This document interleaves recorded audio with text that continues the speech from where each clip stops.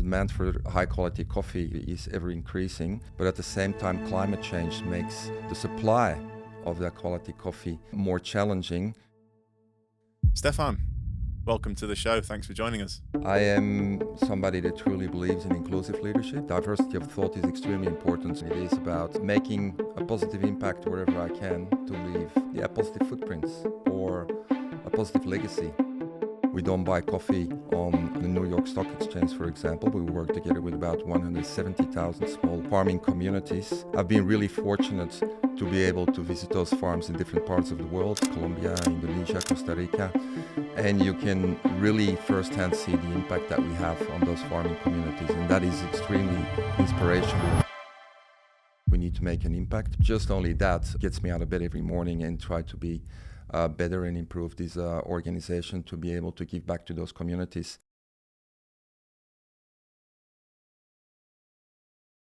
Stefan, welcome to the show. Thanks for joining us. David, it's delightful to be here. Thank you for having me. Very welcome. We're going to jump straight into talking about leadership, and particularly the way you lead through your own personal values. I've heard you speak before about striving to be the best version of yourself. How has that shaped the way you lead at work? What are some of those personal values that you live by? Yeah, true. That's kind of my North Star, to be the best version of myself, and that goes from being the best version as a father, best version as a husband, as a friend, as a son, as a colleague, but indeed as well as a leader. And it is about making a positive impact wherever I can to leave positive footprints or a positive legacy, if you want. And in terms of leadership, I like frameworks, and I try to find the balance between what I call the 5 C's. Which the first one is around clarity. I think in terms of leadership, it's extremely important that you set a North Star and a direction for your organization, but more importantly also a purpose where the whole team can rally behind and deliver against something that is more inspirational and goes beyond the numbers.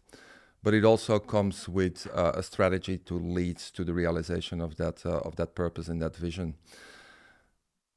In that sense, it's also extremely important, I find, to set certain standards, because that drives culture, and not to walk past those standards, and call out and call in when those standards are not met, which ultimately then also drives high performance. So to be extremely clear about that with the teams is paramount, especially because we live in a very complex world. Where probably people listening to this are familiar with VUCA. It's a very volatile, uncertain, complex and ambiguous world, and that's accelerating. So giving people that clarity and some kind of framework to where we're going, how do we do it, and how do we want to show up as a team is very important. Then there is something around connection. I do believe that a business can be a place where people can thrive or should thrive. And that talks about safety as well. I firmly believe that one of the most important attributes of leadership is making sure that your people feel safe. And that's not just physically safe in factories or in stores, but it's also mentally safe and psychologically safe. People feel that they can speak up, they're heard, and that their concerns also are actions.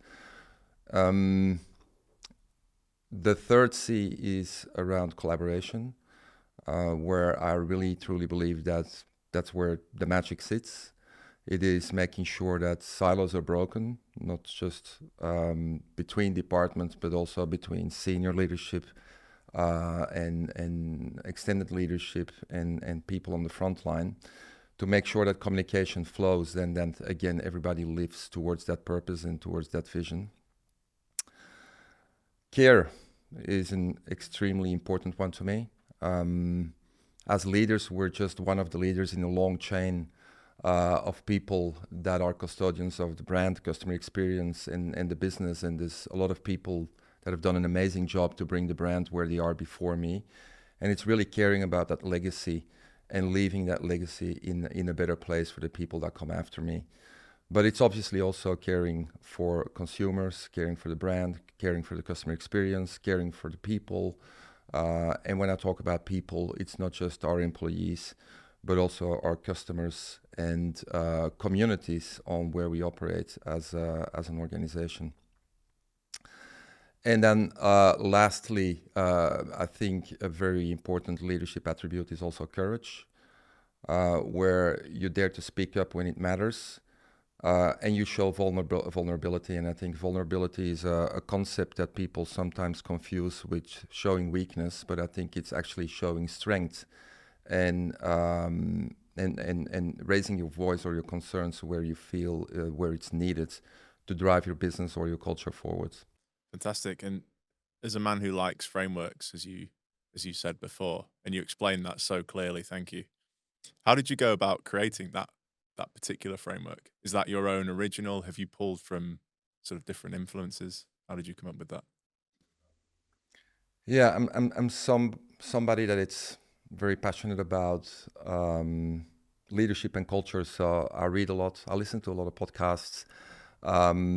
I created as well, which I think is also very important, kind of my own board with board members that come from different places. And it's very important, I think, because we're very lonely sometimes in our jobs. And creating that soundboard with people that you can completely trust and basically throw everything at and have those real conversations about things that provide challenges or opportunities is very important.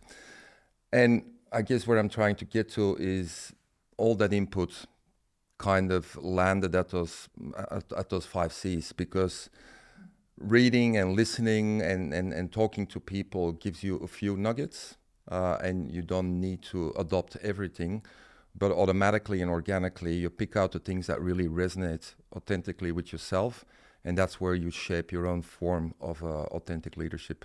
And that works for me.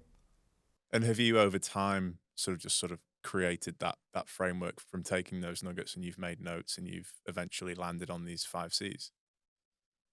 Exactly. That's exactly what it is. Mm. How long did that process take to form?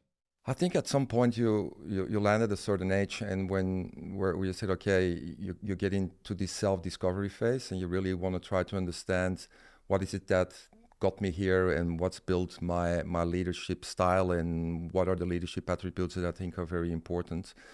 And that's where you start to really reflect on it, and actually executive coaching really helps there, because these people are trained and very good at asking the right questions and going really deep in your persona and what drives you and what fulfills you.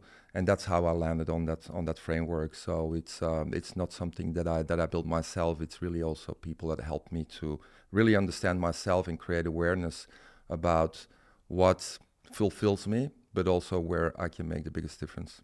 And that concept of having like a personal board is very interesting. I actually just got back last week. I was on a wilderness retreat in Montana with 15 other executives, basically, none of whom I'd met before. And that was kind of what we were doing in the wilderness, like sitting around the campfire and workshopping different sort of personal and professional problems. It was extremely helpful. How do you go about choosing who comes into that inner circle? I think the main criterion, I guess, is trust.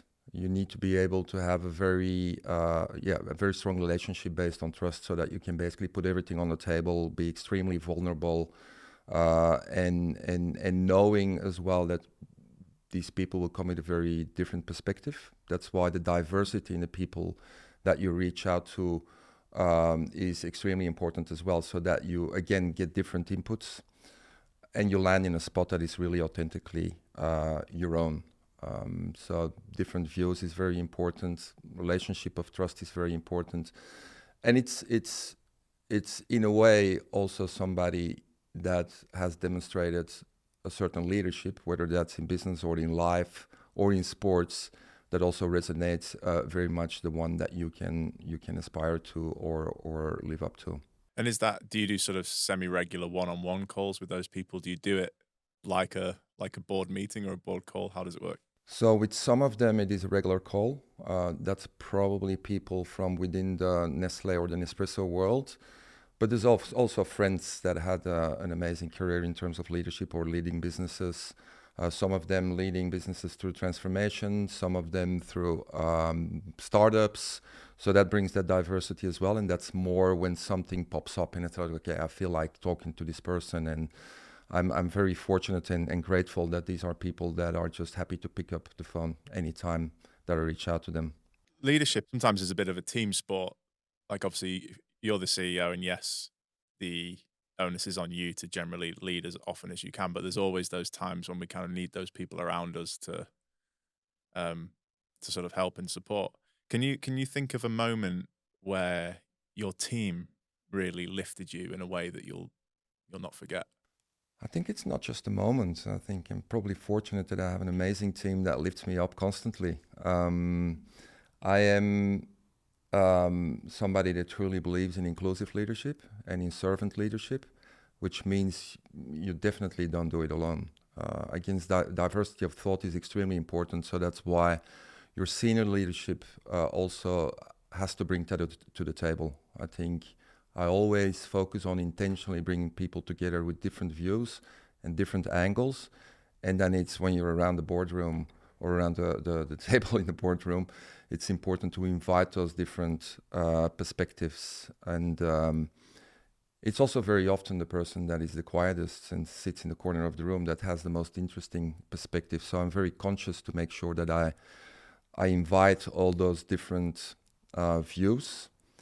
And then obviously it's my role to bring that together to something that holistically has the highest impact possible. And you mentioned before um, the idea of legacy, and obviously you are a steward of one of the world's most famous brands.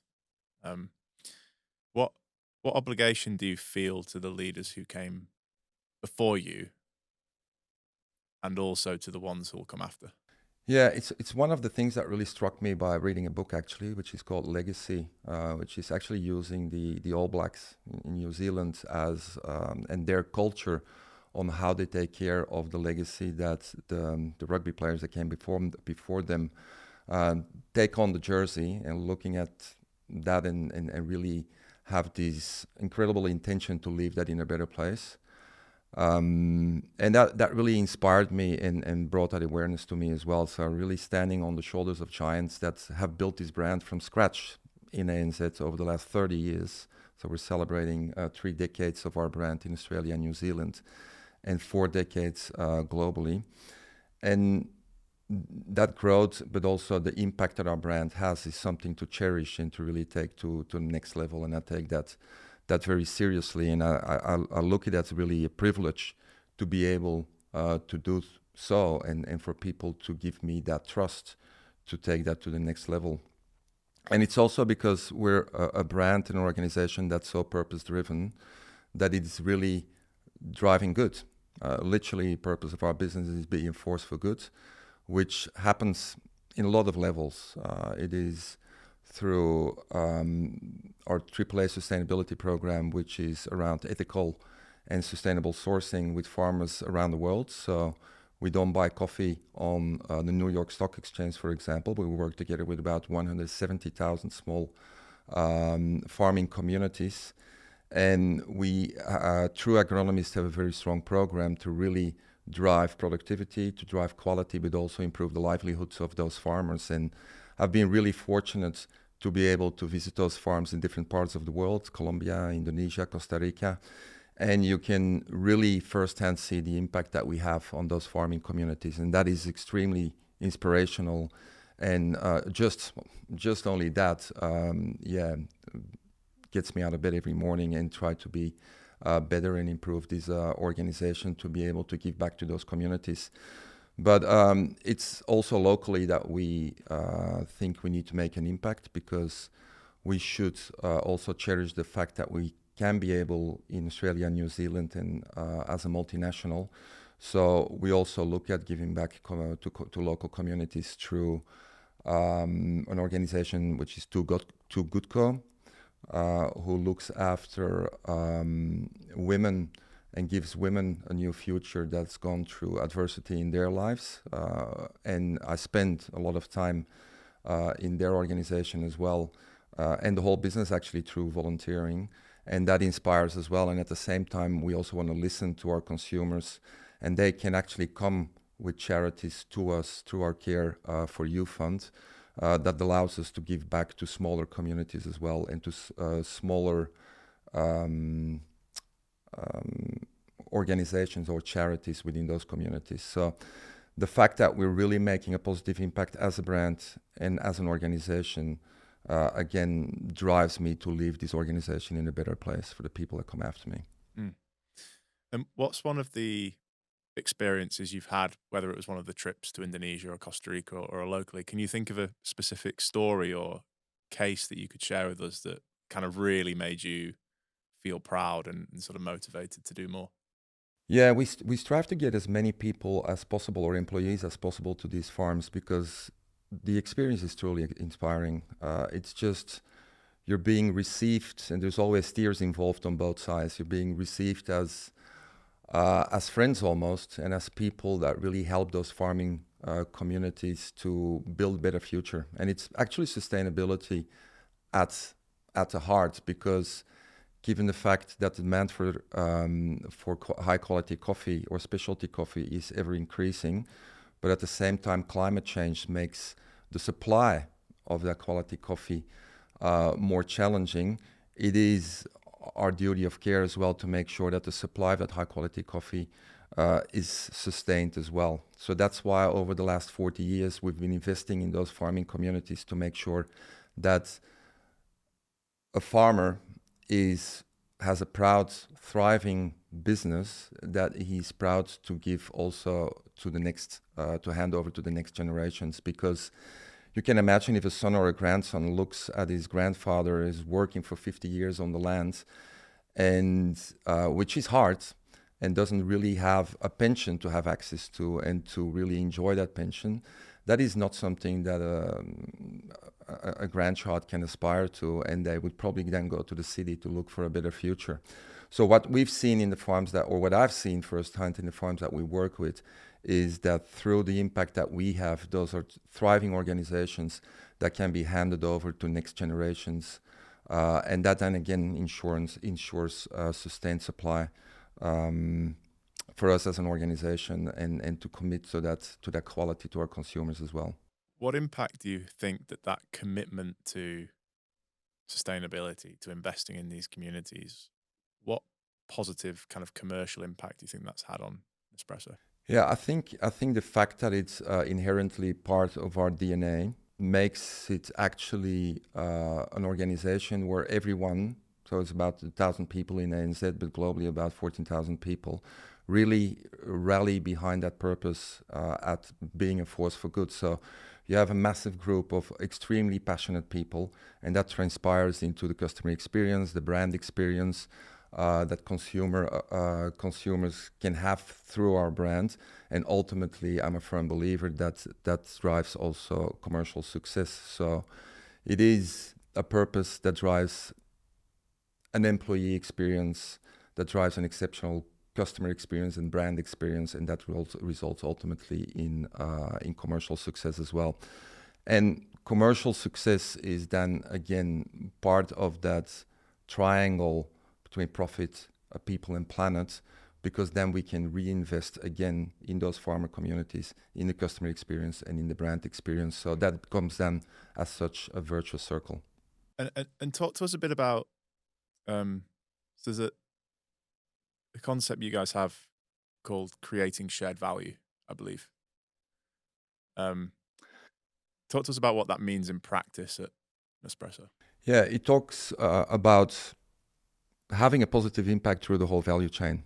And we are fortunate, and we are in a unique position that we can have that impact, or that we can influence the whole value chain, because in sourcing coffee, as I mentioned, we are not sourcing through traders or on the New York Stock Exchange, but directly from those from these farming communities, which means that through our agronomists we can have that positive impact. because the biggest carbon footprint sits actually in that coffee sourcing. So through driving, for example, regenerative agriculture, we have a positive impact on carbon footprint, but again as well on those farming communities and the livelihoods of those farmers. On the other side of the value chain, we also don't sell our coffee through to retailers. We have a D2C or direct-to-consumer business model, which means we sell directly to consumers and also have an impact directly to those consumers. So we know who we are, we can drive that one-to-one customer experience, but we can also drive an agenda of circularity, where people are educated and have access to a recycling program that we crafted ourselves. And it allows us to get back the aluminium that we use to protect our precious coffee and to make sure that our consumers have the best experience when they at the moment of consumption, but that we get that asset of aluminium also back, because it's an asset not only because it preserves all the beautiful aromas of those precious coffees that we've sourced through those amazing coffee farmers and communities, but it's also infinitely recyclable, or it can be recycled multiple times without losing its properties. So it's really an asset that we want to get back, and we get that back through our recycling program. And that across that whole, the point that I was trying to make or wanted to make is through that whole value chain, it means that we can drive an agenda that we're very obsessed about around carbon zero or net zero. But at the same time, also it led for us to be a B Corp, and one of the biggest B Corps in the world. And that is a community of like-minded businesses that really want to be a force for good. And it is a label. Besides being a movement, it's also a label that really is a testament to be a force for good in all its aspects. How you treat your employees, how you treat your consumers, how you give back to communities, your sustainability agenda, but also around governance. So our B Corp certification is a testament of the success of our 4 decades of our sustainability journey, but it also comes from a place where we want to be really transparent and really have an open book and show anyone that wants to have a look at it that we're very authentic about our sustainability agenda, and that we also live towards that on a daily basis. And you've been with the business nearly 15 years, right?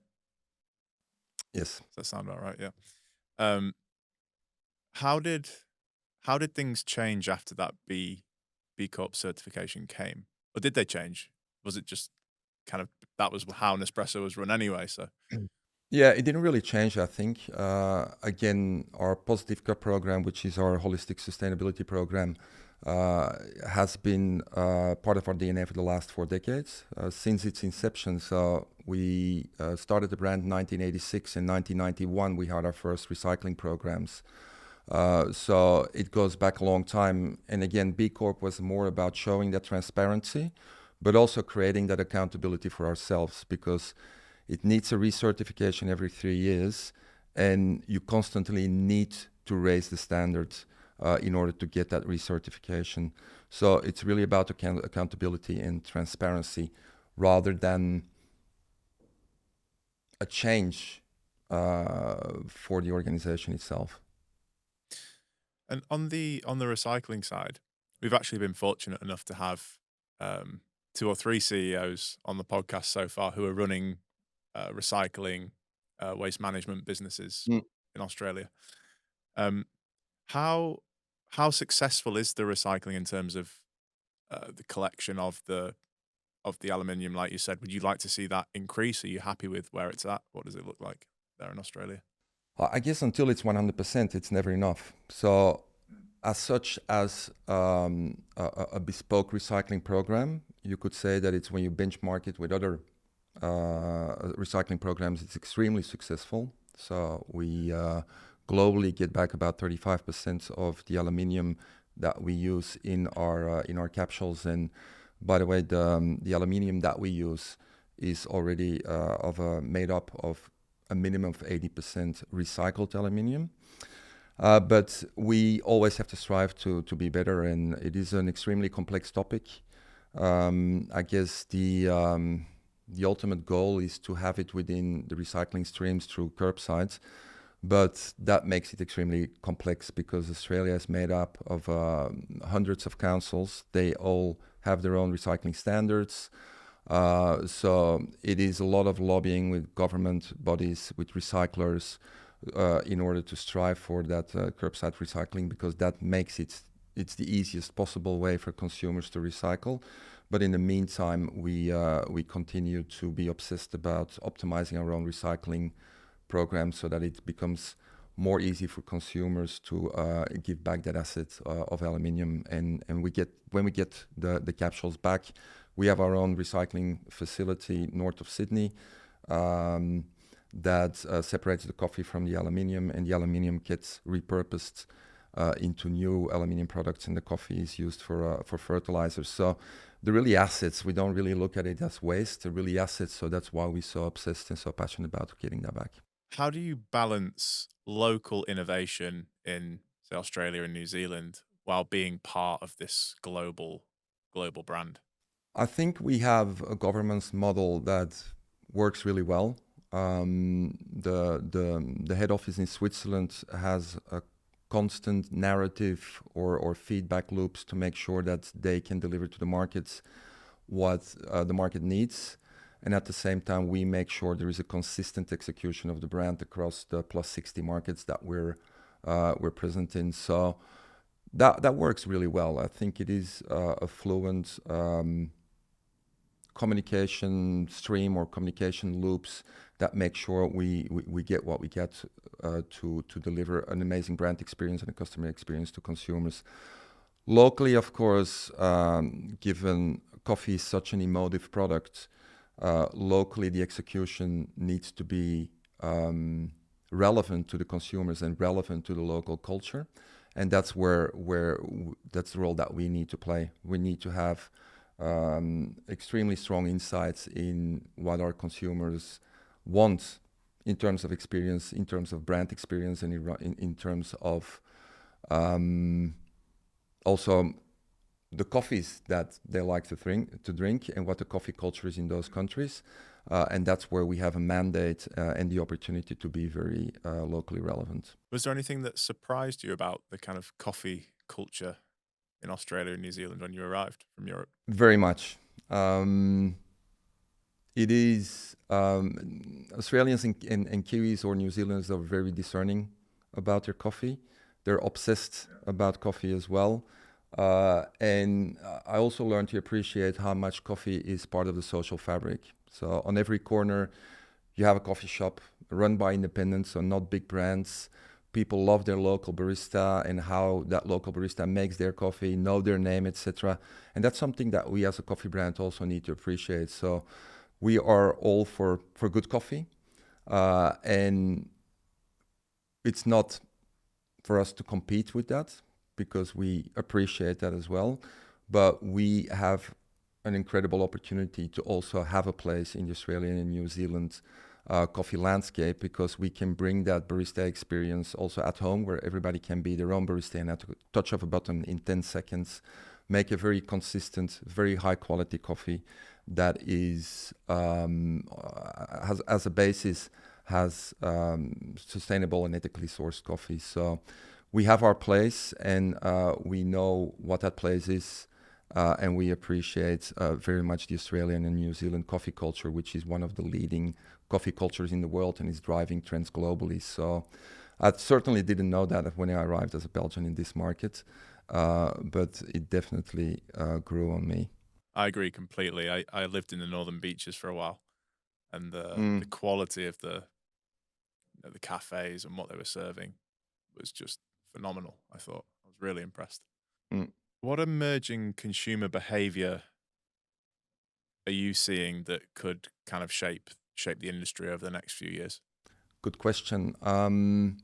It is evolving, and it's evolving quickly. I think most people have heard about the first wave of coffee was more around functional benefits, and then the second wave of coffee where it became more about quality, third wave of coffee where it was about where the coffee was sourced from, and it is about different aromas and different textures, but it's very quickly evolving now through the fourth wave of coffee, which is all about exploration, and where coffee is an ingredient to really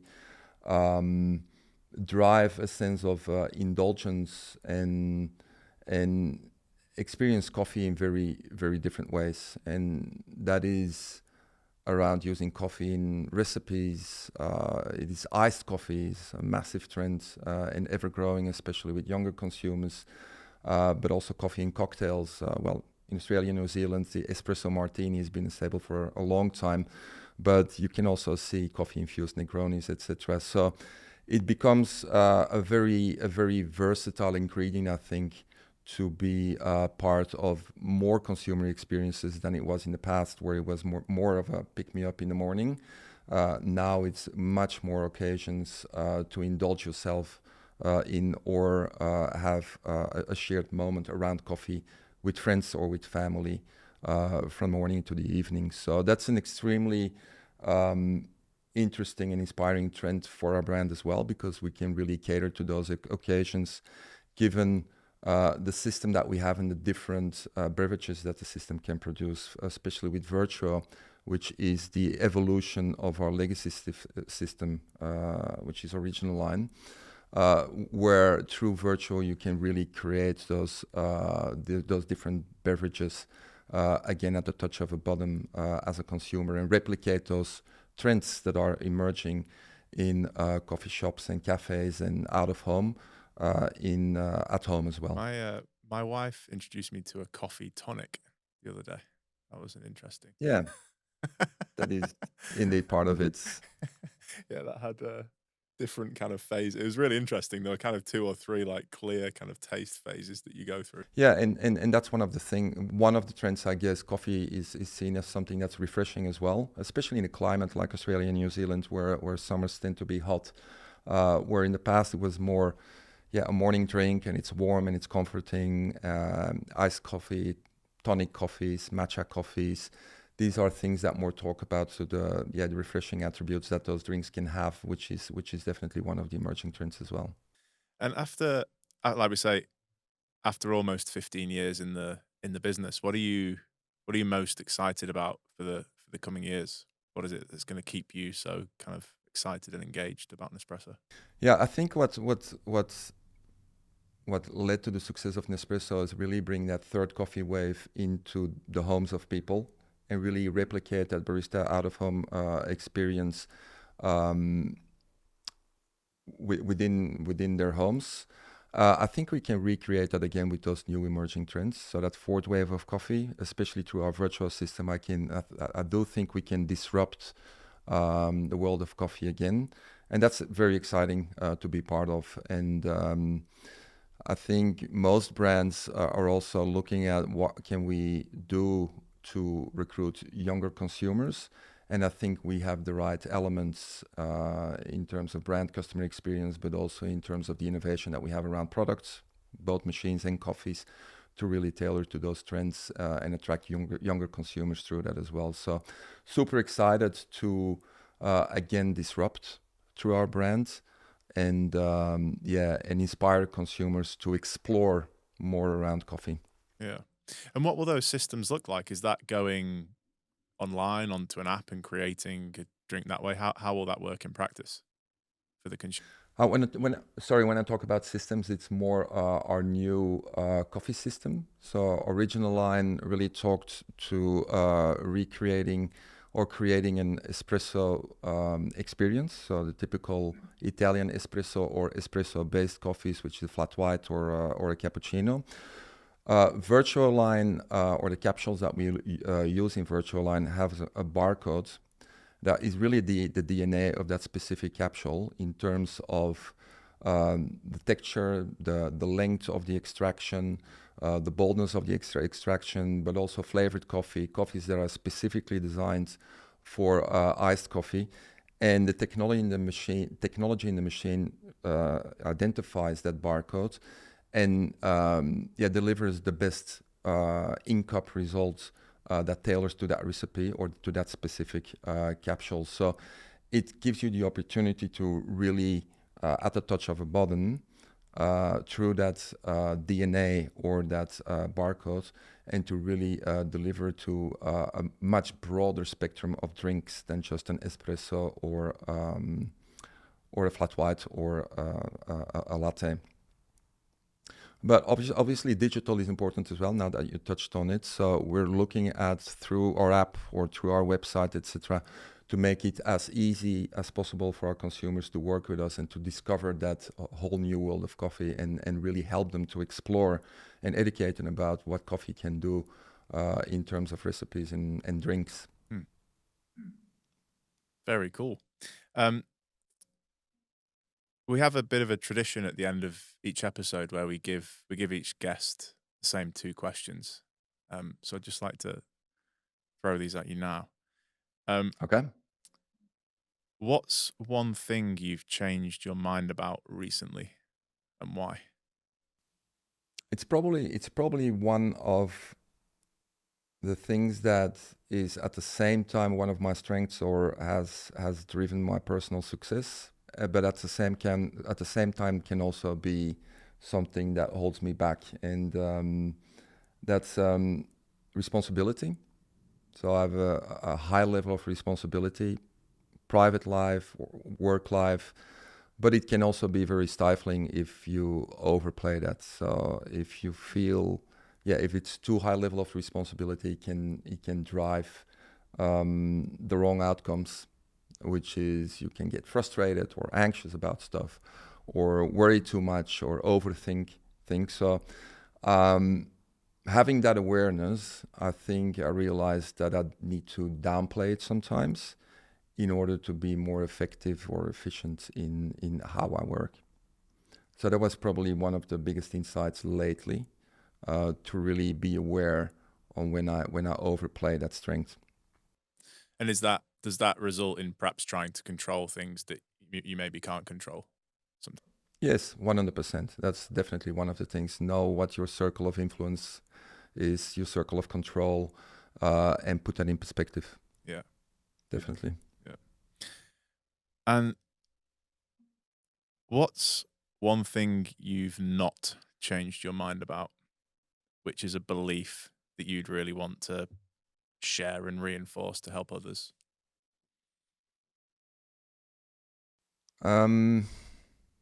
There's many of them, but the one that came to mind is really to really assume good intentions. Everyone's different. People can show up on a day at work where they really had a bad morning, or something's going on in their lives, and it is very easy to be judgmental and judge people on those behaviors. But I think reminding myself that everybody comes with good intentions to the table really help to be empathetic, or even be sympathetic, because sympathy is empathy plus action.